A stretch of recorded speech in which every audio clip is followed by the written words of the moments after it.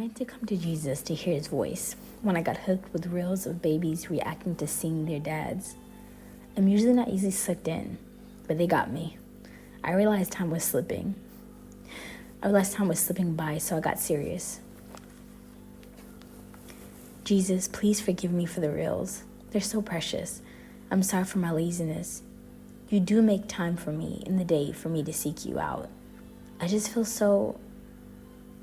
Jesus chimed in, lazy? Well, I was going to say tired, but that works too. I'm sure that's the truth.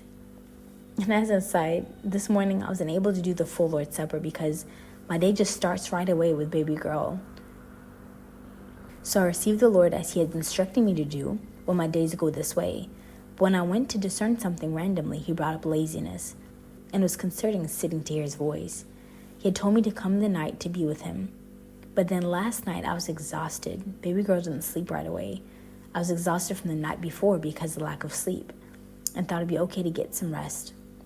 But even then, baby girl didn't sleep really well. So I never got rest and never had the opportunity to hear from the Lord. But he's right. The root of it is laziness, really.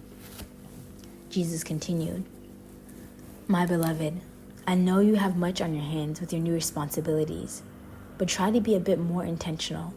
I will make time for us to meet and speak face to face. You know, I need you too." Oh, yes, Lord, please help me with your grace to cooperate with it and to be more intentional. What's on your heart, Lord? Set your time and be watchful. The time is soon approaching when everything will come to head. I need your prayers and fast offerings, my beloved bride.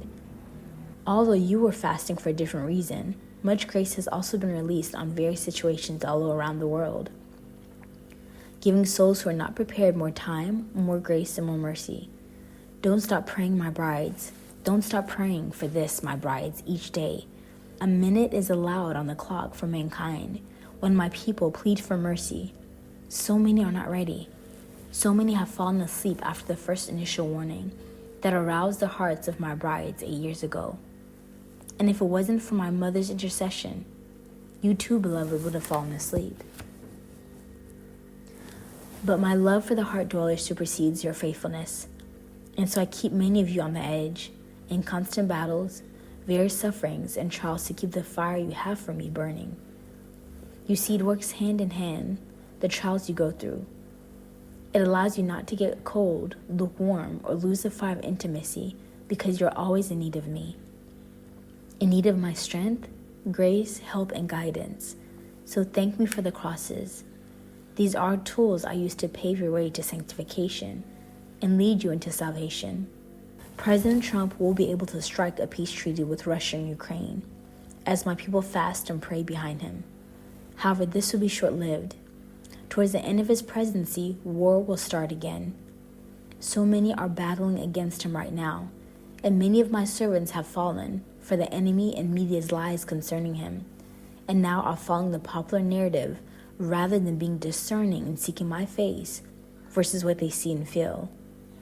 So I need your prayers and fast offerings again, my beloved brides. My little one, extend your fast one more week, now praying for the nation, praying for President Trump, and praying for this peace treaty to go through. It will change a lot of things for the better. Not only your nation, but many other nations and souls that are to be lost eternally will receive more time, more grace, and more mercy. And that was the end of Jesus' message. We hear that Benjamin is saying he wants to raise up over 100,000 troops, 60,000 reserves, whatever it is, to take over Gaza. And it's, ruffling some feathers in the Middle East, obviously, like we all knew it would. And here we are. This is what I think is interesting. Here we are right a week before September. The 7th is a major eclipse that's over that area, a lunar eclipse. So that is going to happen on the 7th, a blood moon. We know that Putin is wanting to have this meeting with Prime Minister Zelensky, and all this is going to go on the first part of September, is what they're thinking. The UN wants to make their decision with Emmanuel Macron in September concerning doing a 2-state solution and dividing and calling Palestine a state on September 23rd.